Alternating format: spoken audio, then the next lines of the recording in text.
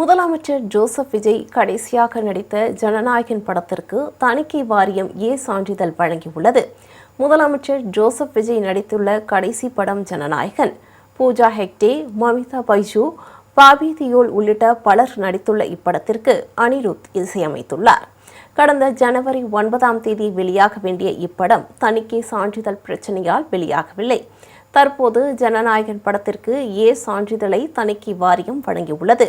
மேலும் மொத்தம் 20 வினாடிகள் காட்சிகள் நீக்கப்பட்டுள்ளதாகவும் 10 வினாடிகள் காட்சிகள் மாற்றியமைக்கப்பட்டுள்ளதாகவும் தெரிவிக்கப்பட்டுள்ளது. மத மற்றும் அரசியல் வார்த்தைகள் மியூட் மற்றும் நீக்கம் செய்யப்பட்டுள்ளன. குழந்தைகள் எரிக்கப்படும் காட்சிகள் நீக்கப்பட்டு மாற்று காட்சிகள் இணைக்கப்பட்டுள்ளன. ஆட்சியர் அலுவலக சின்னம், சர்ச்சைக்குரிய வசனங்கள் மற்றும் கெட்ட வார்த்தைகள் மியூட் செய்யப்பட்டுள்ளன. இதனால் இந்த படம் விரைவில் வெளியாகும் என எதிர்பார்க்கப்படுகிறது. இந்த படத்தை தயாரித்த வெங்கட் நாராயணன் தமிழக அரசின் டெல்லி பிரதிநிதியாக நியமிக்கப்பட்டுள்ளார்.